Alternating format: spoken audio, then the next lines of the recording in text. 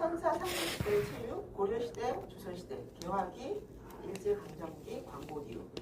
개화기 때하고 일제강점기 굳이 나누어진 이유는 일제강점기 때는 저희가 군사체육을 많이 했기 때문에 그런 의미가 좀 틀리고 개화기 때는 서방으로부터 굉장히 많은 체육 종목들이 많이 들어왔거든요.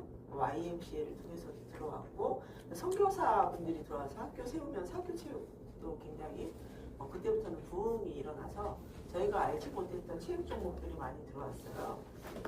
분류가 되는 것 같고요. 광복 이후부터는 이제 저희가 많이 들어갔던 얘기들이 어느 올림픽 때 누가 처음으로 금메달을 땄다, 어느 올림픽 때는 남북이 같이 통일된, 저희가 왜 국회, 저희 기도 이렇게 한반도. 한반도기 그렇죠. 파란색으로 하나가 통일돼서 쓰기도 했잖아요. 같이 나가서 그런 내용들이 들어있어요.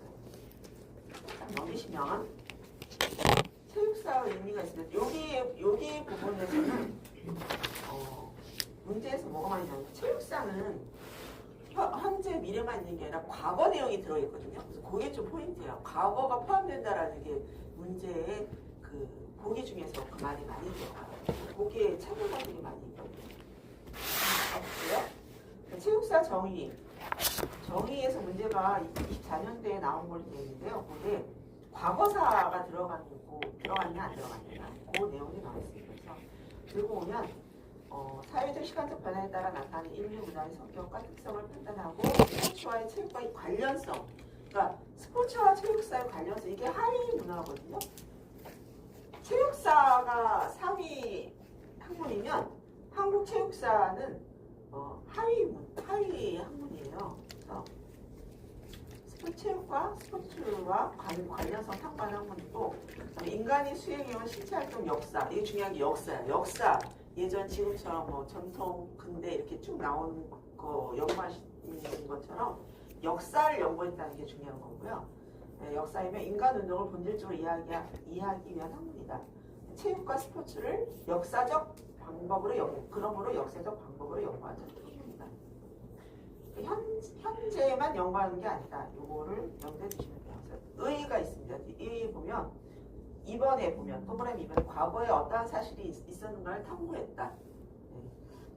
이 정도는 머리에 넣어두시면 될 것 같아요. 그 다음에 내려가시면 체육사의 연구 네모, 지금 체육사의 연구 대상과 영역, 이것도 다 똑같은 맥락이거든요. 그래서 체육사 연구 대상은 신체 운동을 일하는 모든 영역. 저희가 왜 그 예전에 이제 전통체육 들어가면 선사시대 때 들어가면 왜 그 주술사들 있잖아요. 그래서 이런 것들 다 체육이라고 봐요. 저희는 그냥 뭔가 이렇게 영원하기 위해 사는 건데 그것도 다 하나의 체육이라고 하는 거예요. 그런 것들, 그 다음에 그 시대와 사회생활에서 인간운동의 전반적인 모습, 구석기, 신석기 이렇게 쭉 올라오면서 어떻게 문화가 형성되고 시족사회에서 어떻게 국가가 형성되고 하는 과정에서 어떤 모습으로 체육이 변형되었는가, 이런 것도 다 여기 내용이 들어갑니다. 디귿, 신체나 신체 활동에 관한 사상이나 제도의 변천도 지금 굉장히 광범위해요. 그래서 내용이. 그래서 저희가 알고 있는 창 던지기, 투호 이런 것만 체육이 아니라는 거예요. 네. 예를 들면 옛날에 시족국가사에서 그런 시족을 지키기 위해서 했던 모든 활동, 신체 활동도 다 체육의 범주에 들어간다. 이렇게 되어 있습니다. 그 다음에 2번 체육사 연구 영역은 요건 그냥 읽어보시면 돼요. 이거는 별로 시험 문제 지금 이제 출제되는 쪽은 아니에요. 전 시대와 전 지역에 걸쳐 통과하는 종합적 역사이다. 어떤 시대나 특정 지역을 한정하여 시도하는 역사 연구이다. 그다음에 특정 스포츠의 사적 내용을 연구할 때 개별적이고 특수한 상황적 측면을 고려한다. 그 밑에 거가 아주 중요합니다. 별표하시고 요거는 외우셔야 돼요. 이렇게 보시면 체육사 연구에서 사관 및 사료가 있습니다. 사관 및 사료. 그래서 지금 사관도 한 번 나오고 사료도 나오고 이게 번갈아 오면서 문제가 나오거든요. 사관은 옆에다 좀 적어 놓으실래요? 사관이 여러 가지 사관이 있습니다. 여러 가지 사관에서 불러드릴 테니까 적어 놓으세요. 여러 가지 사관. 유물론적 사관. 종류예요. 유물론적 사관이 있고요. 관념론적 사관, 관념론적 사관, 그리고 순환론적 사관, 순환하다, 순환론적 사관, 그다음에 식민사관, 식민지 사회에서 어떤 역사가들이 어떠한 가치와 어떤 해석을 했느냐 이런 뜻이고 식민사관, 민족사관, 민족사관 이런 종류의 여러 가지 사관이 있는데요. 그럼 사관이 뭔가? 사관은 역사가의 역사에 대한 인식이에요. 역사가들이 어떠한 태도로 그런 역사를 대하느냐, 어떠한 가치로 해석하느냐 이런 게 지금 사관이거든요. 역사가의 역사에 대한 인식으로 과거의 사실을 확인할 때 역사가의 가치관과 해석 원리에 따라 그 기준이 달라진다. 고정적인 게 아니고요. 어떤 분이 어떻게 그걸 해석하느냐에 따라서 달라진다. 네, 부정적은 아닙니다. 그래서 이런 여러 가지 사관이 나와요. 유물론적으로 볼 수도 있고 관념론적으로 볼 수 있고 식민지적인 시선으로 볼 수도 있고 뭐 이렇게 나눠져 있습니다. 역사가의 역사에 대한 우리 역사가의 가치관 이런 게 나오는 사관. 두 번째 사료는 크게 나뉘면 물적 사료와 기록 사료로 나뉩니다. 여기 밑에 보면 뭐 물적 사료, 기록 사료, 구술 사료 돼 있잖아요. 구술 사료는 기록 사료에 들어가는 겁니다. 그래서 물적 사료, 기록 사료. 그래서 기록 사료가 두 개, 문헌 사료와 구전 사료로 나뉩니다. 문헌 사료와 구전 사료 이렇게 두 가지로 나뉩니다. 구전이 구술과 같은. 물적 사료는 그야말로 저희가 왜 뭐 수렵도 그 고구려 시대에 보면 무용총, 수렵도 이런 걸 통해서 어떻게 사냥을 하고 이런 것들이 저희 많이 옛날에 배웠잖아요. 네. 역사 시간에 그런 것들, 벽화 이런 것들이 유물, 유적 이게 물적 사료입니다. 기록 사료는 둘로 나눠서 문헌 사료, 구전 사료인데 문헌 사료는 문자로 기록된 것들. 그래서 이제 뒤에 넘어가면 읽어보셨는지 모르겠는데 뭐 무예도 못하는지 무예신보 뭐 이런 것들이 있어요. 네, 그런 것들 왜 태극권 뭐 이런 것들을 책으로 남겨놓은 것들 어떻게 몇 기 이런 수저로 이런 것들이 다 문헌 사료입니다. 구전 사료는 이렇게 저희가 말로써 전해 내려오는 것들이 있죠. 구술, 민요, 전설, 시가, 회고담, 뭐 기억이나 증언 이런 것들이 구전 사료입니다. 구전 기록 사료. 민요, 전설, 이런 뭐 영웅이 있었답니다. 이렇게 내려오는 것들이 있잖아요. 그게 구전 사료예요. 시가, 회고담, 기억이나 그래서 어른들 옛날에 그 어르신들 쫓아가서 이렇게 녹음도 하고 막 그러잖아요. 그런 것들이 구전 사료입니다. 그래서 요거는 문제가 요것만 명확하게 알고 굉장히 쉬운 문제예요. 거저 죽는 문제가 될 수 있어요. 문제 풀 때.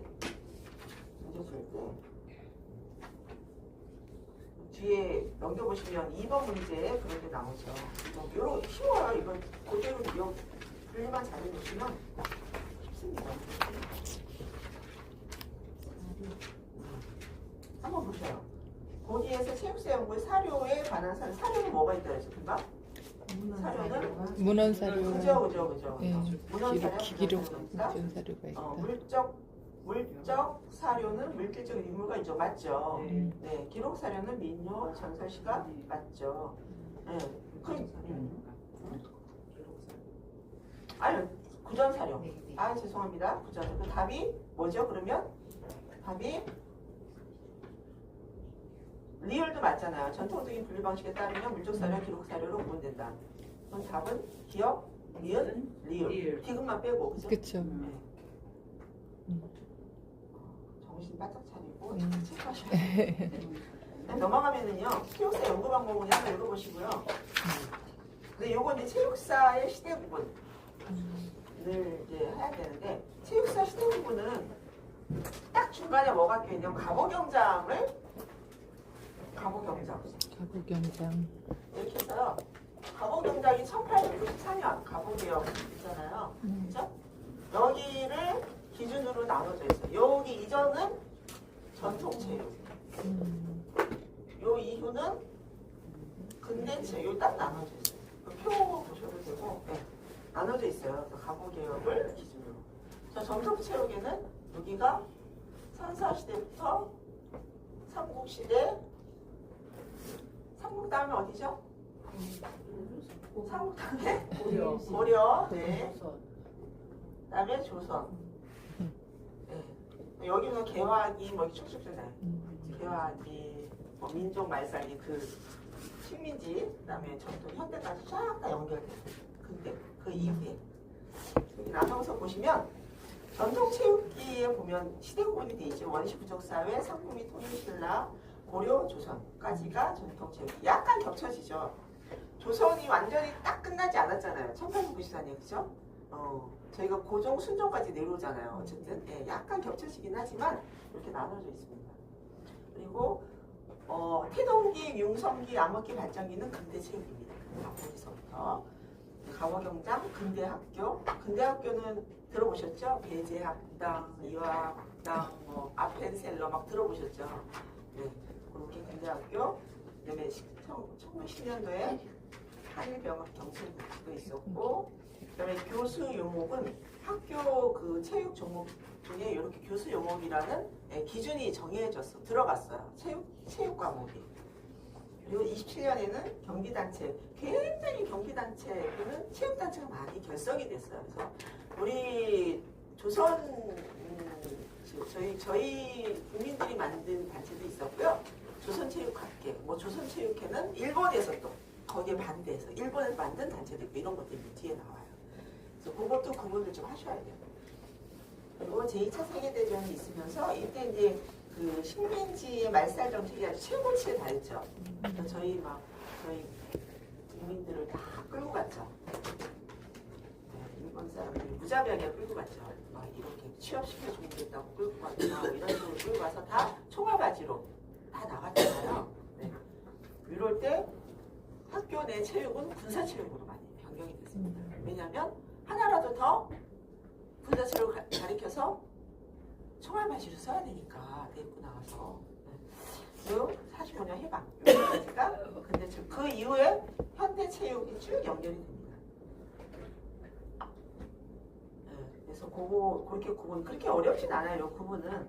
그래서 옆에 보시면 체육사 시대 구분에서의 주요 사건들이 있습니다. 사건들. 네. 가보경장부터 나와 있죠. 이거는 이제 근대체육에 대한 구분을 해놓은 겁니다. 그래서 이제 중심적 활동을 보면요, 전통 체육기는 그냥 무예가 주로 많았다고 보시면 돼요. 무슨 학교 지금으로 치면 학교에서 체육 그런 내용이 아니고요, 그냥 군사적인 목적 그런 체육이 많았다. 무예. 그래서 가장 많이 눈에 띄는 게 뭐냐면 무용총이나 이런 데 보면 다 이렇게 말 타서 활을 쏘잖아요. 예, 그게 두 개가 가장 크게 나요. 궁술하고 마술, 기마. 궁술, 활쏘기와 기마, 말 타고 하는 그런 것들이 가장 많이 나옵니다. 무예. 가장 중요합니다. 두 개가 무예. 그다음에 태동 근대부터는 형식체조 중심체대에서 병식체조, 보통체조, 학교체조 여러 가지 체조가 먼저 나옵니다. 체조가 많이 도입이 됐고요. 거기서 그 다음에 융성기로 가면 이제 스포츠 유희 중심 시대에서 그때부터 뭐 야구도 들어오고 농구도 들어오고 막 이런 이제 체육 종목들이 들어와요. 우리나라에는 없었던 것들인데 선교사나 YMCA 이런 단체를 통해서 굉장히 저희한테 보급이 됩니다. 네. 이제 스포츠 유희 중심 시대가 됐고요. 그다음에 암흑기는 그야말로 이제 민족 말살기입니다. 그때부터는 막 예전에 저희 들어보면 집에 있는 논숟가락도 막 다 가져간다 그랬잖아요. 뭘 만들려고요? 무기 만들려고. 그런 시대. 군사훈련 중심 시대. 네. 그리고 이제 해방이 되면서 현대체육으로 갑니다. 그래서 저희가 이제 슬슬 그런 올림픽에도 1948년도 올림픽에도 참가를 하게 되고요. 뭐 이렇게 됩니다. 이렇게 구분이 되어 있습니다. 그리고 여기서 중요한 거는 사관사료 문제가 딱 정해져 있어요. 나올 만한 게. 체육사는 과거가 포함된다는 거 딱 기억해서 과거. 그리고 체육사 시대 부분은 전통체육이와 근대체육은 아니다. 거기에 기준점은 기준점은 가보경장. 가보경장을 기준점으로 나뉜다.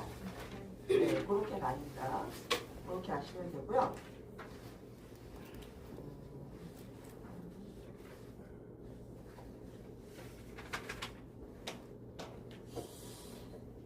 이 정도를 외우시면은 되고, 이거 외우셔야 돼요.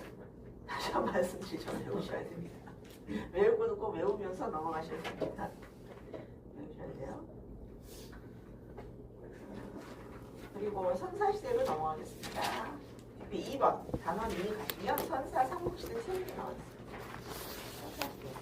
한번 생각해 볼게요. 선사시대 때는 어떤 시족사회도 없었죠.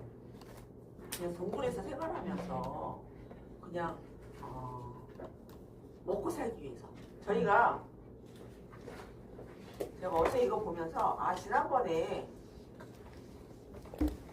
욕구 5단계 기억나시나요? 네.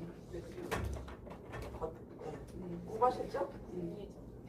누가 말씀하셨죠?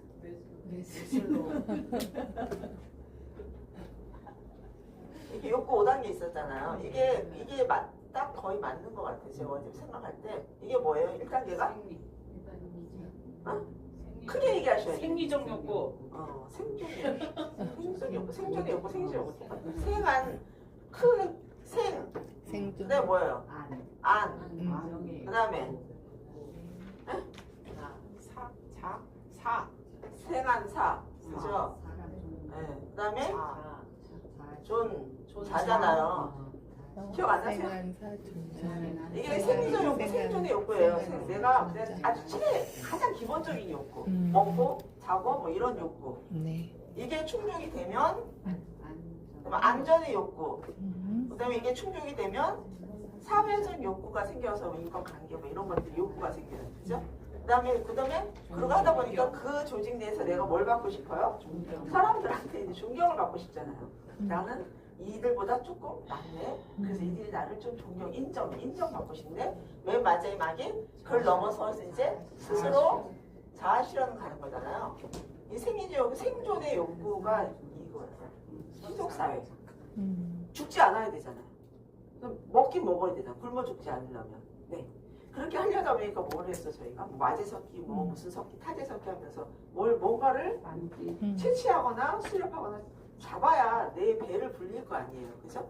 그렇게 하면서 던져야죠. 어떤 동물을 발견했을 때 돌을 던질 때 뭘 던져야 되잖아요. 또 잡아야 되죠. 달리기 해야 되죠. 이런 것들이 다 전통 체육으로 들어간다. 선사시대. 생존의 욕구가 충족을 시키는 거예요. 그 뜻이에요. 그거예요. 그때 놓고 그 당시에. 네. 그래서 보시면 선삼위 부족국가 시대 생활과 문화 고기 내용으로 보시면 쉽게 와닿을 것 같아요. 네. 주로 자연에 의존하면서 야생동물 같은 생활을 했잖아요. 그죠? 뭐 집을 지을지도 이렇게 저희가 선사시대 유적 가보면 거의 굴을 판다거나 땅을 파서 이렇게 위에 하나만 얹어놓는 정도로 생활했죠. 네. 그래서 주로 자연에 의존하면서 야생동물 같은 생활했고, 그 다음에 직립보행, 불의 사용, 도구의 제작, 식물 채집 등의 경험과 지식을 축적해 나갑니다. 이것도 다 내가 죽지 않기 위해서, 살기 위해서 하는 행위들이죠. 그리고 시간이 흐르면서 촌락을 형성합니다. 그거 왜 그러냐면 서로 이제 모여서 안전해야 되잖아. 그죠? 누가 저희한테 쳐들어왔을 때 또는 저에게 목숨을 위험을 느낄 때도 혼자보다는 여러 무리가 나니까 거기서 저희 시족사회 또는 같은 그런 단체가 구성되는 거죠. 촌락을 형성하여 공동체를 이루고 수렵과 채취, 생활 및 생존을 위한 신체 기량. 이럴 때부터 부족의 안전을 지켜줘야 되잖아요. 네, 이런 개념으로 그런 체육이 되면서 선사시대 때 체육 그 목적은 뭐냐면 부족 방위를 위한 신체 능력 발달하고요. 집단의식 강화에 있었다고 합니다. 하나 써보실래요? 이 선사시대 때 이 체육의 목적은 뭐냐면 부족 방위를 위한 신체 능력 발달. 부족의 방위를 해야 되잖아요. 지켜야 돼야 되니까 부족 방위를 위한 신체 능력 발달. 그리고 집단 의식 강화. 집단. 어떤 적이 쳐들어왔을 때 배신자가 있으면 안 되잖아요. 뭔가 하나로 똘똘 뭉쳐야 되잖아요. 거기 나중에 주술 이제까지 가지만 집단 의식의 강화. 이게 목적이 있었습니다. 선사시대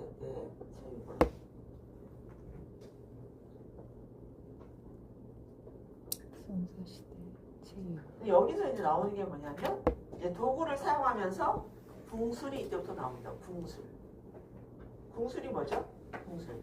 활을 네, 사용하는 거. 활쏘기를 합니다. 왜 멀리 있는 동물들은 던지기만으로는 부족하잖아요. 그래서 활을 해서 조금 더 멀리 있는 곳에 동물을 저희가 사냥을 해야 되니까 궁술. 이렇게 됐죠.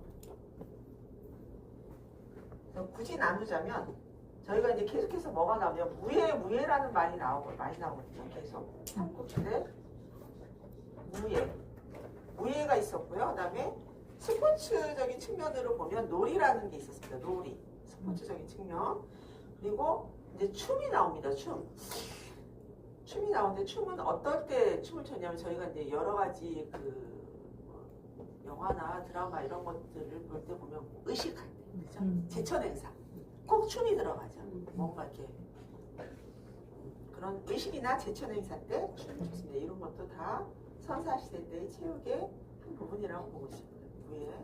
무예는 언제 사용했냐? 사냥이나 수렵 채취 활동할 때, 스포츠는 놀이. 그 중에 왜 같이 뭔가 이렇게 전쟁에서 또는 어떤 부족 간의 싸움에서 모닥불 갖다 펴놓고 우와 막 이렇게 춤추고 했잖아요. 왜냐면 그 자기네 승리를 자기네끼리 막 기념하기 위해서 막 하잖아요. 그게 한 놀이로 갔습니다. 그렇게 정리하시면 될 거고요. 밑에 볼게요. 2. 선사 및 부족국가 시대의 신체 활동은 어떤 것들이 있나 보면 생존을 위한 활동이 있었고 경험을 통한 체력 단련이 있었고 그 다음에 생산과 전투를 위한 게 있었고 그 다음에 성년의식 이렇게 나눠져 있는데요. 생존을 위한 신체 활동은 아까 말씀드린 궁술, 사냥, 달리기, 던지기, 때리기 이런 것들을 했고요. 그래서 궁술은 조선시대 때까지 아니 지금까지도 그죠? 궁술은 지금까지도 굉장히 중요한 체육 종목 중에 하나입니다. 그리고 2번 경험을 통한 체력 단련 방법으로는 사냥돌, 활. 사냥돌은 뭐 박물관에 가면 너무 많죠. 깎은 돌, 먼돌, 뭐 간돌, 뗀석기, 간석기 막 이렇게 많죠. 네. 그리고 세 번째 생산과 전투를 위한 타제석기의 사용은 스포츠 기술이기도 했답니다.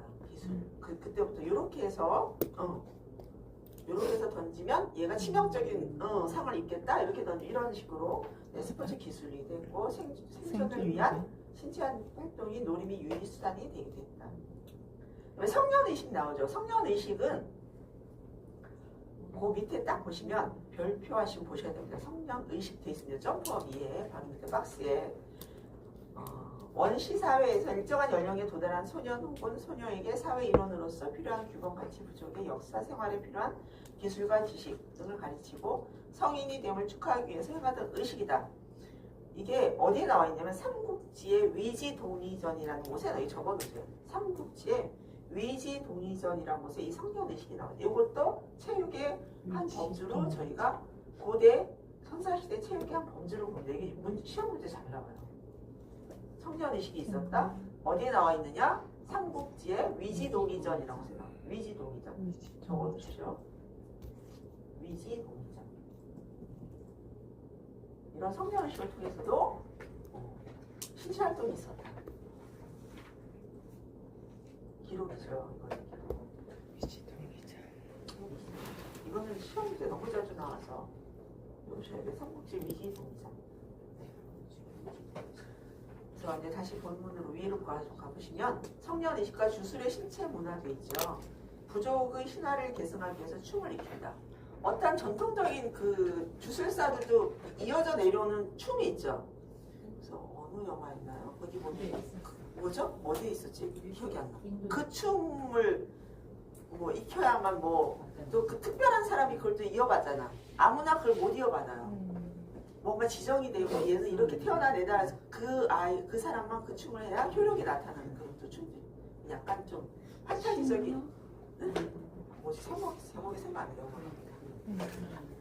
하여튼 그런 춤을 익히고요. 그래서 이게 이제 연결된 게 제천행 갈 때도 그런 주술사나 그런 분들이 나와서 하죠. 네, 그리고 수렵과 채취에서 농경사회로 접어들면서 성년의식을 시작했습니다.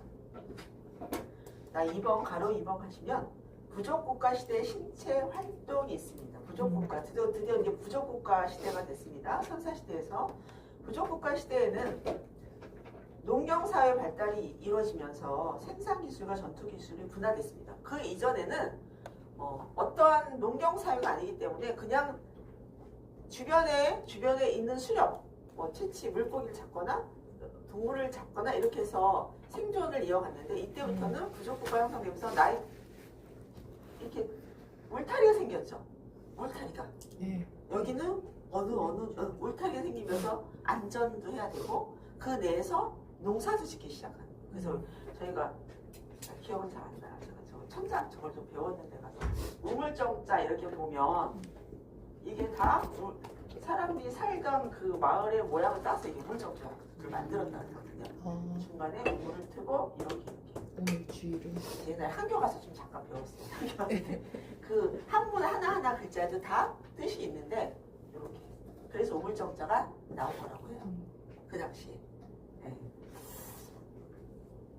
그런 식으로 이제 농경사회 발달로 이렇게 모든 것들이 이루어졌죠. 그래서 생산하는 기술은 이제 농업을 통해서 곡식을 재배하기 시작했잖아요. 그래서 일정하게 먹을 거리를 만들어내게 됐잖아요. 그리고 전투 기술은 뭐예요? 이런 부족이 여러 산지에 있을 텐데 그런 부족으로부터 침략을 방지하기 위해서 전투 기술이 안전의 욕구가 생기거든요. 생존의 욕구가 이제 안전의 욕구가 올라가는 거예요. 지켜야 될 거 아니에요. 네. 그래서 성년의식이 중요해요. 성년이 됨으로써 그 아이를 너도 이제 하나의 인정하기 시작한 거예요. 그래서 연결되어 있는 것 같습니다. 그래서 농민과 병사가 점차 분리하게 됩니다. 농민과 이게 이제 직업이 생기는 거죠. 예전에는 다 같이 했어. 같이 했는데 이제 직업이 생겨요. 무기가 생산되면서 궁술과 기마술이 발달하게 됩니다. 그래서 이제 철기 문화 시대로 넘어가겠죠. 부석기, 신석기, 이렇게 철기, 청동기, 철기. 세 번째, 제천 행세를 통해서 공동체와 개인의 일체감을 충족시킵니다. 네. 그래서 요것도 외우셔야 되죠. 외우셔야 됩니다. 자, 고구려, 신라, 부여, 동해, 사만 이렇게 있었는데요. 고구려는 뭐가 있었냐? 동맹이라는 제천 행사가 있었습니다. 고구려 동맹. 신라는 가배. 부여는 영구. 동해는 무천. 사만은 수린날. 특별한 명칭은 없는데요. 수린날과 10월제 대천행사를 실시했다고 합니다. 외우셔야 돼요. 뭐 어떤 식으로 고동, 신가 뭐 이렇게 외우시던지 그 연결되는 거예요. 그래서 이 연결되는 보기가 나와서 틀린 것은 이렇게 나오셨어요. 고구려는 동맹, 신라는 가배, 부여는 영구, 동해는 무천, 마는 지난 마음 변환이 사만입니다. 그죠? 네. 기억나시나요? 예. 갑자기 생각나요. 지난 마음 변환 밑에 경남, 전남, 고부, 경남 지난 마음 변환해서 사만은 수린날 10월째. 별표 하나 주고 외우세요. 끝났습니다. 이제 외우는 거 시작됐습니다. 다음에 넘어가시면요. 삼국시대에 이제 삼국시대가 왔습니다. 삼국시대가 어디가 있죠? 신라, 백제, 고구려, 백제, 신라. 그 다음에 되는 게 통일신라. 그래서 이렇게 나중에 가면 이제 통일신라가 어쨌든 제일 큰 나라고 제일 잘한 나라라고 하지만 지금은 약간 평가가 틀리죠. 네. 백제를 가장 많이. 백제가 어쨌든 문화적으로 가장 융성했던 나라였기 때문에 물론 고구려는 영토적으로 있겠지만 백제가 굉장히 뛰어난 나라라고. 일본에도 전파해주고. 그렇죠. 네. 보시면 삼국시대의 교육을 먼저 보겠습니다. 삼국시대 1번부터 먼저 볼게요. 삼국시대의 사회는 어떻게 됐냐? 유교와 불교가 드디어 도입됐습니다. 그래서 정치나 교육, 문화 전반에 큰 영향을 미쳤습니다. 유교, 불교. 요거는 조선시대까지 계속 연결이 됩니다. 유교를 중요시했느냐? 불교를 중요시했느냐? 불교를 중요시한 나라가 어디죠? 그 이후에 고려. 물론 유교와 불교죠. 불교. 그 다음에 조선으로 넘어가면 유교로 넘어가죠. 네.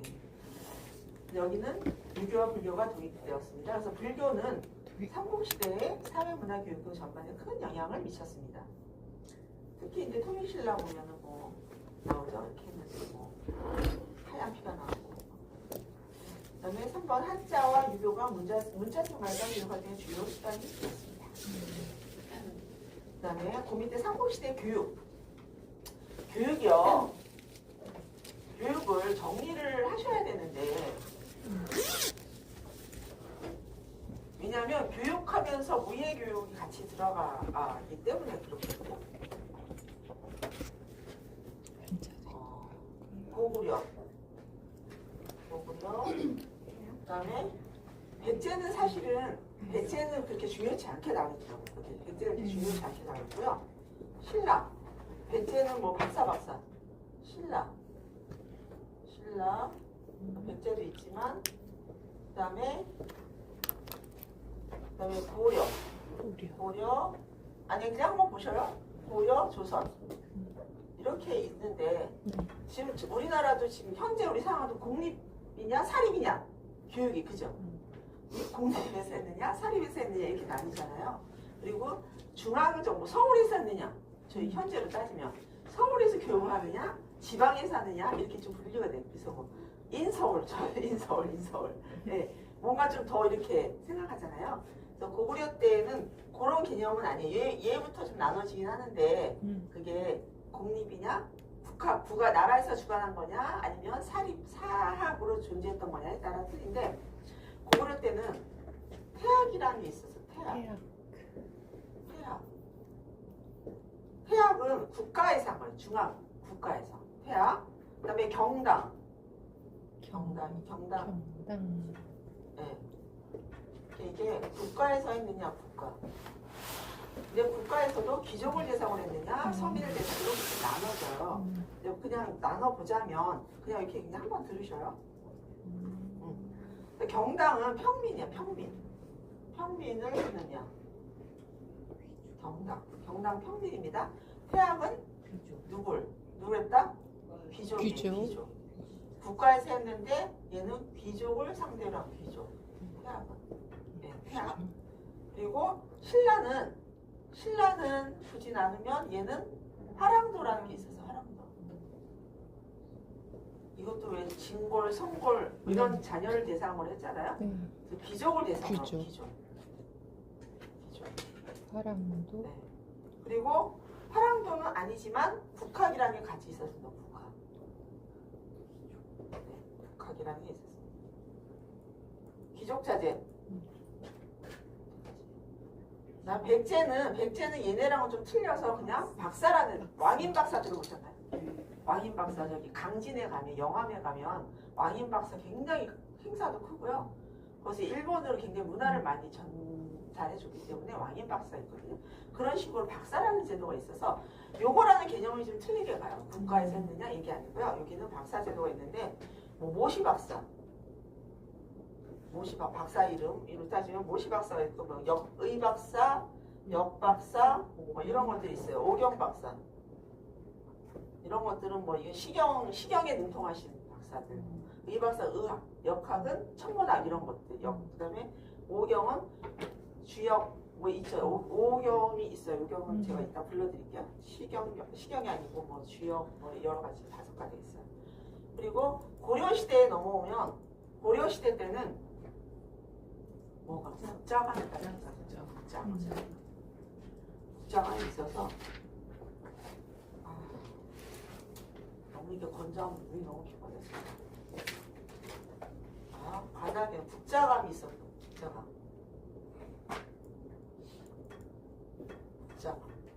국가에서 하던 게. 요거는 누굴 대상으로? 국자감. 귀족. 네. 고급관리.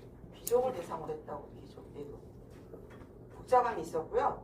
그 다음에 향교가 이거는 이제 국가에서 한 향교. 관학으로 따지면. 요게 이렇게 나뉩니다. 평민을 대상으로 하는데 얘부터는 이거는 국가에서 한 거. 여기는 이 고구려나 신라 때는 그 사학이 없었어요. 사학은 없었습니다. 이때부터 사학이 나뉩니다. 이렇게 사학. 여기는 국학이고요. 굳이 나뉘자면 이건 사학. 조금 분류가 조금 그런데 그 다음에 국자감, 향교 그 밑에 학당이라는 게 있었습니다. 학당. 그리고 사학, 사립학교로 가면 12도가 있었고요. 그리고 사당이 있었습니다. 사당. 조선에 가면 조선은 여러분이 너무 잘 아시는 성균관. 네, 성균관이 있었습니다. 성균관에서 귀족자제를 대상으로 했습니다. 그리고 또 내려가면 성균관이 있었고요. 사학이 있었습니다. 사학.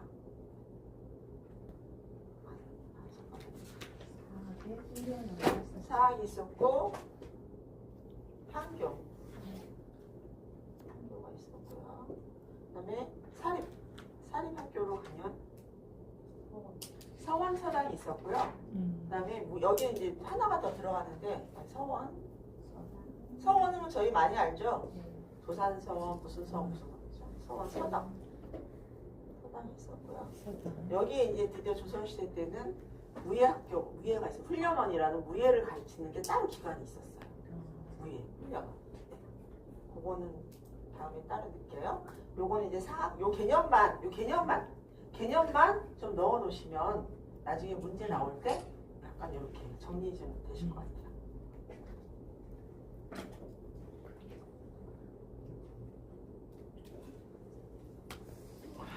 국학과 사학이 있었다.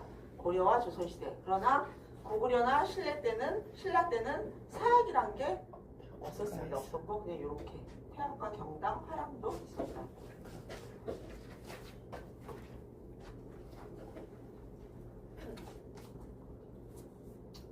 다음번은 들어보셨던 거죠? 어디 한 제가 50년 전쯤에 들었던 내용. 맞잖아요. 국사 시간에 들었던 거예요. 국자가. 국사. 40년에서 50년. 이렇게. 상시대 먼저 할게요. 고구려는 아까 뭐였죠? 고구려는 태학과 경당이라는 교육기관이 있었습니다. 태학은 중앙에서 하던 교육기관입니다. 그리고 상류층 대상이었어요. 이거 상류층. 얘는 상류층이에요. 기죠? 상류층. 굳이 따지면 상류층. 얘는 어디 서민? 하류층. 경당은 하류층. 근데 여기서 메모해야 될 게 뭐냐면 이 경당에서 뭐를 가르쳤냐 중요해요. 경당에서 활쏘기와 경전을 가르쳤어요. 여기서. 이게 중요해요. 여기 제가 이렇게 보니까 활쏘기를 어디서 했냐가 되게 중요해요. 궁술 굉장히 중요하게 놓고 활쏘기와 경전을 가르쳤어요. 경당에서. 이게 기록으로 남아있다는 게 되게 중요해요. 활쏘기를 어디서 가르쳤다? 경당에서 가르쳤다. 경당. 네. 평민자제도 배웠다는 얘기예요. 활쏘기와 배웠다는 얘기예요.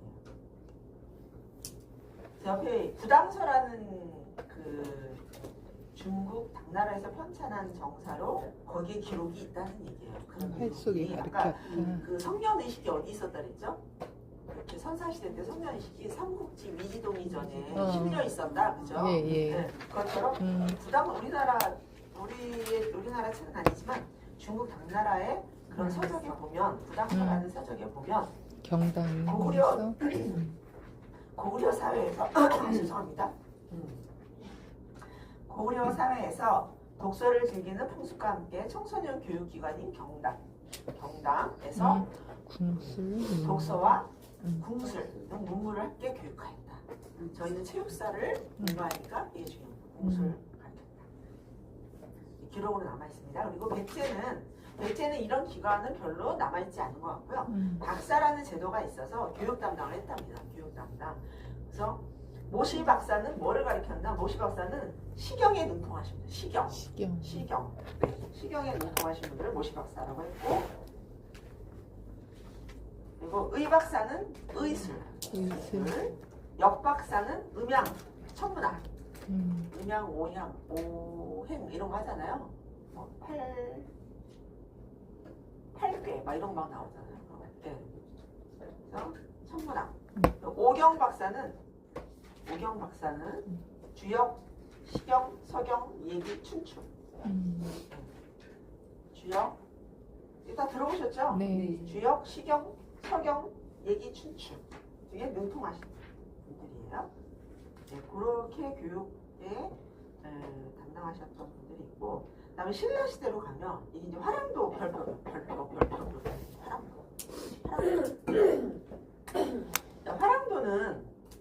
화랑도는 이거는 좀 정리를 좀 해. 이거 지워도 되죠? 네. 화랑도는 굉장히 문제가 많이 자주 나오는 거라 화랑도만 정리를 해도 될 것 같아요. 화랑도.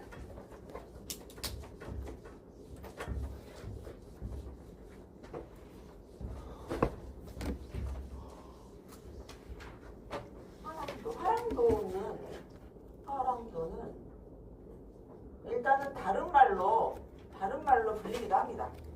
풍류도 국선도 이렇게 불리기도 합니다. 화랑도가 화랑도만으로 쓰이진 않고요. 뭐라고 쓰이냐면 국선도, 풍류도,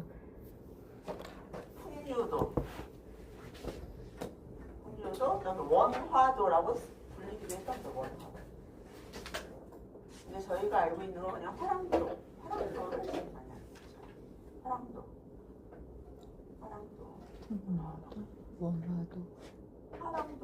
화랑도는 어느 왕 때? 네, 진흥왕 때 체계를 거의 잡았다고. 진흥왕 때 체계를 거의 잡았습니다. 다른 왕이 나올 수 있어요. 막. 보기에. 그러니까 진흥왕 딱 넣으세요. 진흥왕.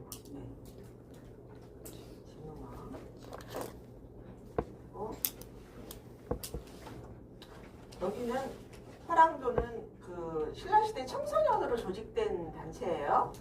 심신수련하고 뭐 체육훈련 뭐 이렇게 했던 단체고요. 근데 여기는 구성이 어떻게 되어 있냐면 화랑과 낭도로 구성이 되어 있었다고 해요. 화랑과 낭도. 화랑은 뭐 진골 출신, 아주 최상위. 그다음에 낭도는 그 밑에 그냥 귀족들, 진골 이상 귀족들, 귀족. 화랑도가 이렇게 있는 거 보면 되게 옛날에 되게 이쁜 애들 많이 뽑았다. 잘생기고 되게 이렇게 뛰어난 미모가 뛰어난 그 귀족 자제들을 이렇게 발탁을 해서 이렇게 조직이 되어 있는 거고요.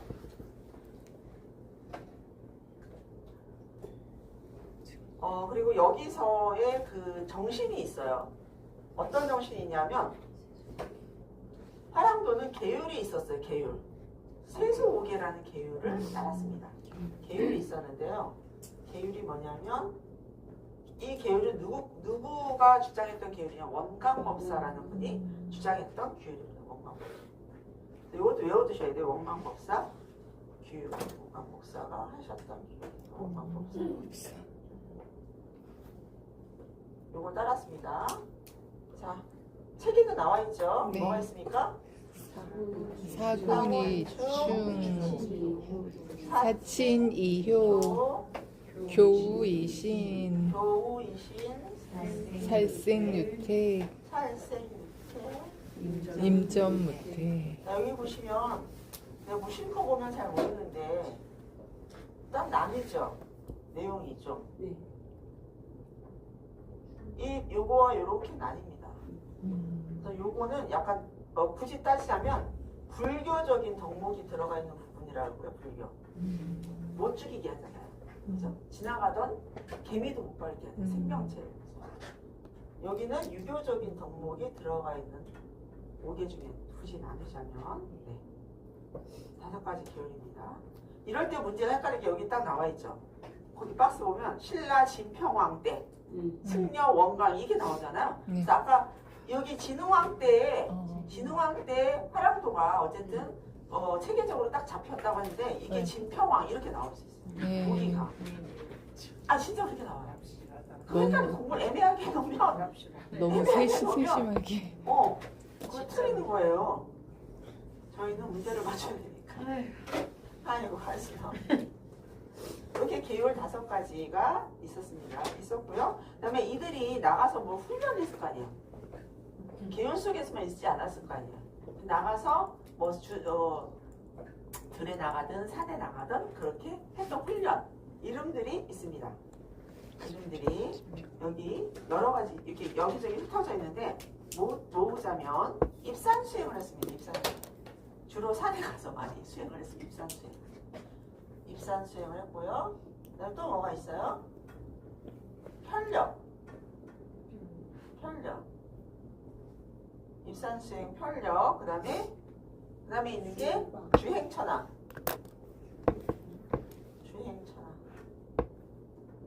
근데 거의 비슷한 훈련 방법이었습니다.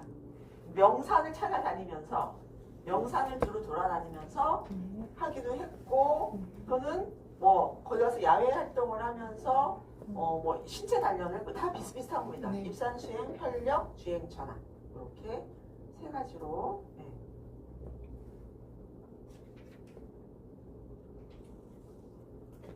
이거 어떤 데는 여러 가지 찾아요. 어떤 데는 편력이 명산을 찾아다니면 어떤 데는 주행천하가 명산 뭘 찾아들 이렇게 설명이 굉장히 비슷비슷하게 많이 나와요. 다 명산 대첩을 주로 다니면서 신체 수련하고 야외 활동한 거예요. 편력과 주행천하는 거의 비슷한 의미로 보시면 됩니다.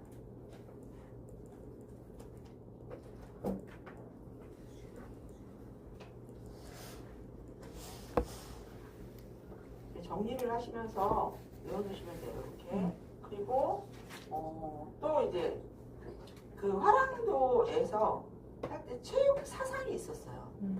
이거는 세수무게의 계율이었고 이거는 신체 단련 방법이었고 여기 한 군데 적을게요. 체육 사상 여기 옆에 적을게요.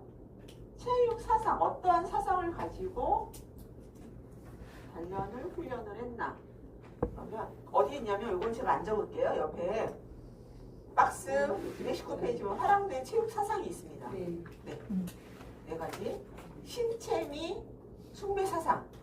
굉장히 신체 미와 신체 탁월성을 중시했어요. 그러니까 아름다운 아이들을 뽑았겠죠. 아름다운 보기에 좋은 멋있는 비주얼이 뛰어난 요즘으로 해서 비주얼이 뛰어난 그리고 심신일체론적 체육관이었습니다.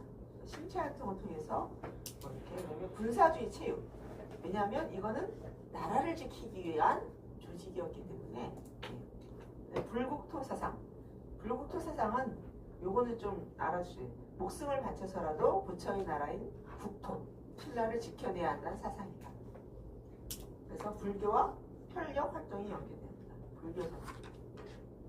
4가지. 모두 앞뒤를 좀 해주셨으면 좋겠습니다. 여기서 제일 중요한 삼국시대는 신라시대는 이거 화랑도가 제일 중요하게 나오거든요. 제일 중요하게 나오는데 요 정도로 그냥 정리를 해놓으시면 화랑도에 대해서는 이제 정리가 거의 되죠.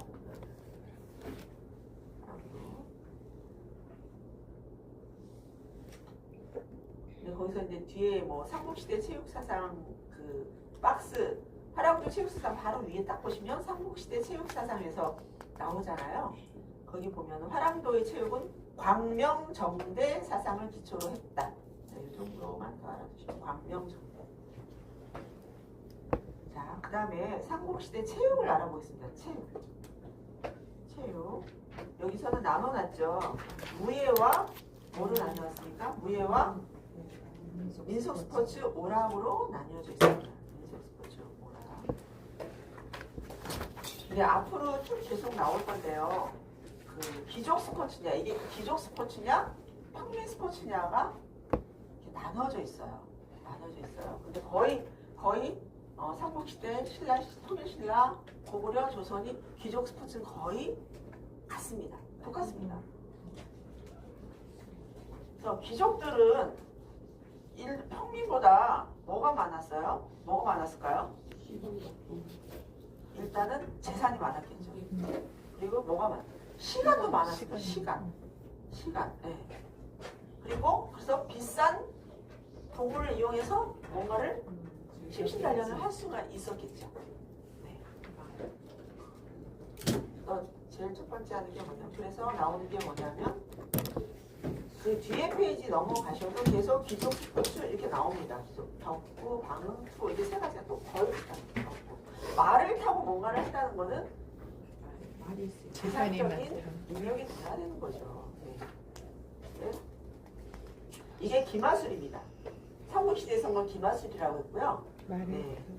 그리고 이제 넘어가면 그게 점점 격구라는 걸로 넘어가요. 여기 밑에도 민족 스포츠 오락이 나와 있는데요. 이게 귀족 스포츠로 정의를 좀 하면 귀족과 평민이 나오거든요. 귀족과 평민, 서민들이 격구, 방응, 투로. 예. 이게 거의 공통적으로 귀족 스포츠 들어가요. 격구. 이걸 나중에 격방이라고도 하거든요. 격방.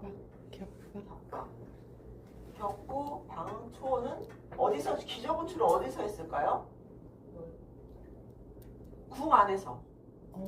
그죠? 궁 안에서 왕과 왕비 뭐 이런 그 왕족도 이런 것들을 투어가 저희들 지금 막 하지만 다 궁 안에서 즐겼던 놀이라고 합니다.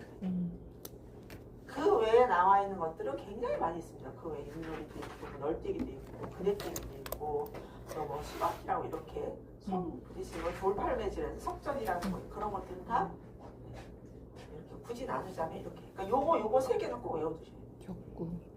격구, 투어, 귀족 스포츠 중에. 이 정도로 정리하고 이제 가볼게요. 삼국시대 무예는 어떤 것들이 있었냐면 기마술, 궁술, 각저, 새로운 이름들이 처음 들어본 이름들이 되게 많으실 거예요. 각저, 수박, 입산수련, 편력 이런 것들이 삼국시대 무예였습니다. 그래서 기마술은 말을 타고 다니는 것, 궁술은 활쏘기, 그리고 각저는 씨름입니다. 써두세요. 씨름. 다른 말로도 각저라고만 불리지 않고요.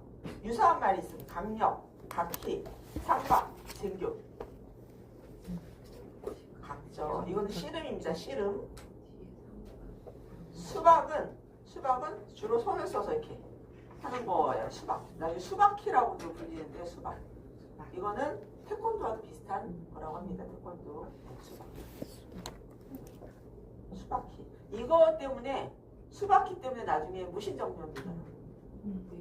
무신정. 고려시대 때 무신정. 수박. 입산수련은 아까 나왔죠? 화랑리. 네, 화랑리에서 네. 명승지를 찾아다니면서 차츰 심신수련. 편력. 화랑도 야외 교육활동. 네. 신체활동 및 음악 관련 활동과 이런 것들이 삼국시대의 무예였습니다. 네, 삼국시대의 무예는 이제 민속 스포츠와 오락 있었습니다. 수렵은 사냥활동, 축구는 지금의 축구와 비슷하죠. 가죽 주머니. 또 다른 나라 가면은 막 그냥 이렇게 지프로 막 엮어서 이렇게 축구를 하기도 하죠. 가죽 주머니로 공을 만들어 발로 차는 공책이. 석전은 돌싸움입니다. 돌담의 돌싸움. 네, 석전은 굉장히 많이 나옵니다. 투호는 아까 말씀드린 일정한 거리에 항아리를 놓고 화살 던지는 거. 지금도 저희 어디든지 다 있죠. 그리고 저희 얼마 전에 저희 클럽은 했죠. 네, 뭐죠 그게? 뭐였죠? 윷놀이를 뭐라고 아니 그게 뭐죠? 그게 무슨 활동이죠? 그게 우리 뭐 한 거죠? 이름이 생각이 갑자기 안 나네. 아니 정월 대보름날 이렇게 펼쳐놓고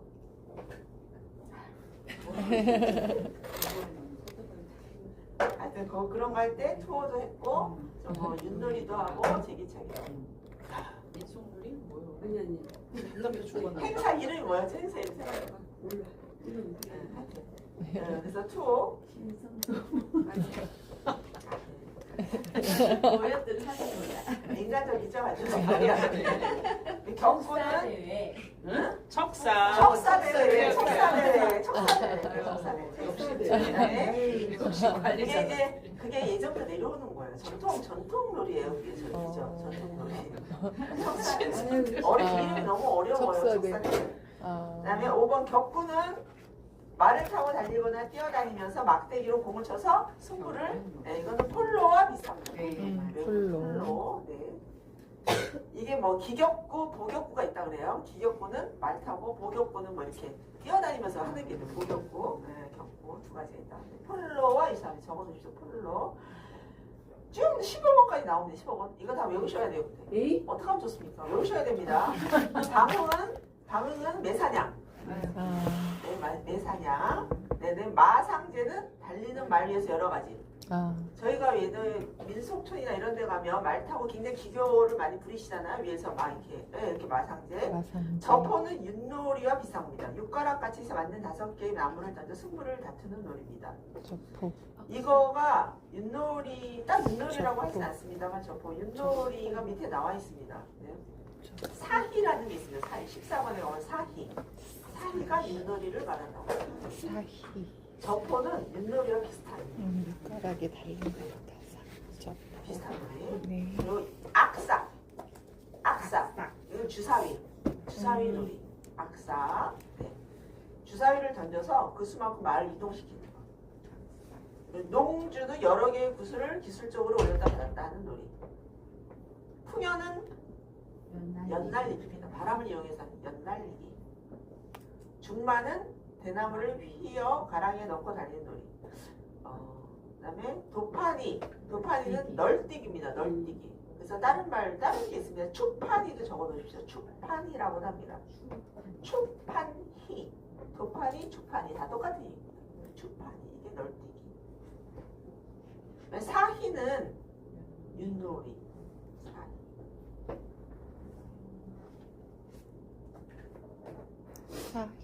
사희는 굉장히 많습니다. 뭐 설마을에고 썰매 여기도 안 나와 있습니다만 설마을에고 썰매 뭐 이런 것도 있고요. 그다음 하나 위에다 적어놓으실래요? 없는데 위기 하나 적어놓으실래요? 위기는 뭐냐면 바둑을 위기라고 합니다. 그리고 그 옆에 또 하나 적어놓으세요. 추천. 예, 그네뛰기. 추천은 그네뛰기. 네, 그네뛰기. 추천이라고 합니다. 추천. 네. 아까 석전에 다른 말도 옆에 좀 적어놓으실래요? 3번, 동그라미 3번 석전 돌싸움 있다 그랬잖아요. 석전은 변전, 편전, 편싸움이라고 합니다. 변전, 편전, 돌싸움. 변전, 편전, 돌싸움. 네. 여기서 이제 뭐 마상제나 중마, 상희 이런 거는 잘 안 나와. 상희가 있네요. 상희. 장기. 네. 상희, 장기. 네. 이런 것들은 되게 자주 나오는 편은 아니고 나머지 뭐 석전, 수박, 방음, 뭐 추천, 위기, 각저 이런 것들은 자주 나오는 거예요.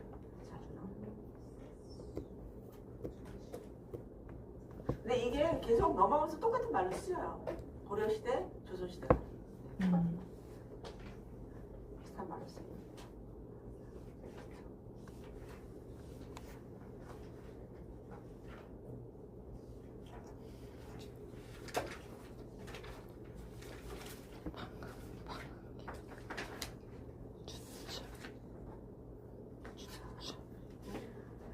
아유, 한숨 나오죠. 한숨 나와요. 아유, 왜냐면 이게 추천이죠. 방금. 아니, 근데 진짜 얘는 마음 먹고 딱 앉아서 암기 딱 하시면 나 문제 풀 때 좀 편해요. 방금. 편해요. 딱 떨어지는 거라 딱 떨어지는 거. 근데 여기서 이제 아까 말씀드린 교육제도 있죠. 교육제도. 네. 교육제도는 연결해서 딱 생각하시면 돼요. 시대별로 거의 비슷해요. 북학사 여기 이름만 달라진 거라서 아 이거는 중앙에서 했구나, 지방이었구나, 뭐 이렇게 딱 분리해서 외치면 네. 뭐 하랑도는 사실은 저희가 예전에 교육받았던 게 있기 때문에 좀 찍어가지고 이름이 틀린 거 풍류도 뭐 이런 것들만 좀 외우시면 세소우기 이런 건 아시잖아요. 네, 그죠? 네. 세소우기는 뭐 이렇게